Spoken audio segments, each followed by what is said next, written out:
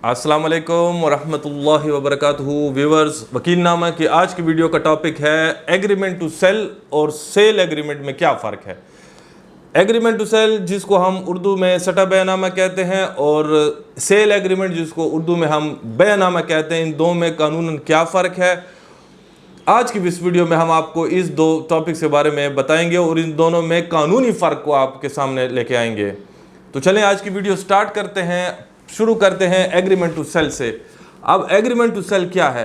Agreement to cell वो document है कि जिसको हम उर्दू में सटा बयानामा कहते हैं। ये लफ्ज़ याद रखें, सटा बयानामा। और एग्रीमेंट टू सेल वो डॉक्यूमेंट है कि जिसकी रूह से आप और दूसरे फरीक के माबैन एक ज़मीन या एक मकान को लेके एक मुआहदा तय होता है। उसमें एक प्राइस, एक कीमत उस चीज़ की, उस मकान की, उस ज़मीन की तय आप लोग करते हैं और फिर वो जो प्राइस आप दोनों फरीकैन के माबैन तय होती है तो वो उसकी सालिम अदायगी आप लोग नहीं करते। जब आप सालिम अदायगी नहीं करते और उस एग्रीमेंट में ये लिखते हैं कि ये मिसाल के तौर पर 10 लाख रुपए की ये मकान है या ज़मीन है, ये हमने बेच दिया है फरीक दोइम के ऊपर, और इसमें से 2 लाख, 3 लाख, 4 लाख, 5 लाख जितनी भी आप माबैन फरीकैन जितनी भी तय होती है तो उसमें एक अमाउंट आप एडवांस में दे देते हैं और बाकी जो पेमेंट होगी तो उसके हवाले से कुछ डेट्स, एक डेट या एक से ज़ायद डेट्स का आप तयन करते हैं और उस एग्रीमेंट के बीच में लिखते हैं, उस एग्रीमेंट में लिखते हैं कि फ़लाँ फ़लाँ तारीख को आपने ये मज़ीद पेमेंट करनी है। तो अगर इस तरह का कोई एग्रीमेंट आपके और दूसरे फरीक के माबैन किसी मकान या ज़मीन को लेके लिखा जाएगा तो ऐसे एग्रीमेंट को एग्रीमेंट टू सेल या सटा बयानामा कहा जाएगा। इसके बरअक्स सेल एग्रीमेंट क्या है या बयानामा क्या है? तो वो एग्रीमेंट है कि जिसमें आप और उस दूसरे फरीक के माबैन किसी मकान या ज़मीन को लेके एक मुआहदा होता है, आप उसको तहरीरी शक्ल देते हैं और उस तहरीर में तमाम पेमेंट की अदायगी हो जाए। तमाम पेमेंट की अदायगी हो जाए तो ऐसी सूरत में इस एग्रीमेंट को बयानामा कहा जाता है। अगर एग्रीमेंट में पेमेंट कुछ बकाया आप लिखते हैं तो ऐसे एग्रीमेंट को सेल एग्रीमेंट नहीं कहते, इसको एग्रीमेंट टू सेल कहेंगे, जिसको उर्दू में सटा बयानामा करेंगे। और अगर आप इस एग्रीमेंट की मुकम्मल पेमेंट उस मकान या ज़मीन की करते हैं तो ऐसी सूरत में इस एग्रीमेंट को एग्रीमेंट टू सेल नहीं कहते, सेल एग्रीमेंट कहेंगे या इसको उर्दू में बयानामा कहते हैं। तो अब ये तो था कानून में एग्रीमेंट टू सेल और सेल एग्रीमेंट में या सटा बयानामा और बयानामा में फ़र्क। अब कौन से हकूक़ कानून में आपको सेल एग्रीमेंट देता है और कौन से हकूक़ आपको एग्रीमेंट टू सेल देता है? कल को खुदा न ख्वास्ता कोई फरीक, आप दोनों में से कोई भी फरीक इस एग्रीमेंट टू सेल, सटा बयानामा या सेल एग्रीमेंट बयानामा से इन्हिराफ करता है, उसके टर्म्स के ऊपर दूसरे फरीक के साथ उसकी जो मुकम्मल उसको तकमील करना चाहता है तो उसकी तकमील नहीं करता, तो ऐसी सूरत में आपके पास, दूसरे फरीक के पास क्या रेमेडी होगी? तो ये भी सुन लें, ये भी बड़ा इंपॉर्टेंट है कि आपको पता होना चाहिए। जब आप सटा बयानामा लिखते हैं या एग्रीमेंट टू सेल लिखते हैं तो एग्रीमेंट टू सेल के हवाले से आप एक ही किस्म का सूट कर सकते हैं और वो उसको हम कहते हैं दावा तकमील मुआहदा। दावा तकमील मुआहदा का ही सूट आप कर सकते हैं। उसमें आप दावा इस्तक़रारिया, जिसको हम डेक्लरेटरी सूट कहते हैं, जो कि सेक्शन 42 स्पेसिफिक रिलीफ एक्ट के तहत होता है, आप डेक्लरेटरी सूट नहीं कर सकते क्योंकि अभी आपने उसको पूरी पेमेंट नहीं की होती। तो इसलिए आप उस एग्रीमेंट की बुनियाद पे आप भाई फ़िलहाल मालिक डिक्लेयर नहीं है तो आप डिक्लेरेशन के लिए, डिक्लेयर कराने के लिए, मालिक डिक्लेयर कराने के लिए नहीं जा सकते। तो आपने क्या करना है, तो उस एग्रीमेंट को लेके अदालत में, सिविल अदालत में दावा तकमील मुआहदा का सूट करना है।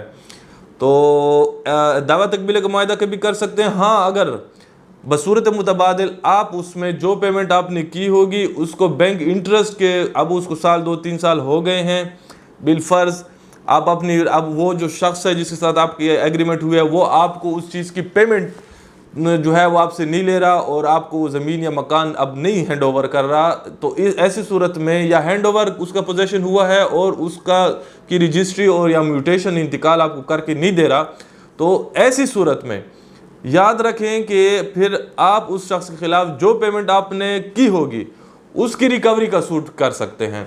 लेकिन उसमें ज़रूरी ये है, ये ज़रूरी है कि आपने उस एग्रीमेंट के अंदर ये लिखा हो कि बिलफ़र्ज़ अगर वो पेमेंट नहीं करेगा तो फिर ये सौदा मनसूख होगा। लेकिन अगर आपने ये चीज़ नहीं लिखी तो फिर उस सूरत हाल में पहला दावा आपका तकमील मुआहिदा का होगा कि मेरे साथ ये एग्रीमेंट की तकमील करें और जो इसके टर्म्स हैं वो इसको मुकम्मल करें। या अगर आप फरीक अव्वल हैं, आपने बेचा हुआ है, तो आप को वो पेमेंट दे और आपसे ये इंतकाल और रजिस्ट्री ले। और अगर आप फरीक दोइम हैं और आपने ये ज़मीन या मकान ख़रीदी हुई है और आप उसकी पेमेंट करना चाहते हैं और वो आपसे पेमेंट नहीं लेना चाहता, तो ऐसी सूरत में आप ये दावा कर सकते हैं कि जज साहब के सामने कि अब आपसे वो ये रकम लें और ये रजिस्ट्री और मकान इंतकाल जो है मकान या ज़मीन का आपको करके दे दें। तो अब ये तो था दावा तकमील मुआहिदा। अगर एग्रीमेंट टू सेल है, एग्रीमेंट टू सेल के हवाले के साथ आपके पास ये दो किस्म की रेमेडीज़ अवेलेबल हैं कि आप उसमें ये कर सकते हैं। और जब आप सेल एग्रीमेंट है या बैनामा की एग्रीमेंट है, तो ऐसी सूरत में याद रखें कि चूँकि पेमेंट सारी हो चुकी होती है, अब बाकी जो रहता है उसमें इंतकाल या रजिस्ट्री होती है, तो वो या कब्ज़ा हैंड ओवर करना होता है। तो ऐसी सूरत में अगर वो शख्स आपके साथ इस एग्रीमेंट के ऊपर मुखालिफ एग्रीमेंट के ऊपर वो उसकी तकमील नहीं कराना चाहता और वो आपको इस चीज़ का जो है वो कब्ज़ा नहीं दिलाना चाहता, तो ऐसी सूरत में चूँकि पेमेंट सारी हो चुकी है, तो आप इस चीज़ की डिक्लेरेशन भी मांग सकते हैं। अगर कब्ज़ा आपके पास है तो डिक्लेरेशन का सूट भी कर सकते हैं, दावा तकमील मुआहिदा का सूट भी कर सकते हैं।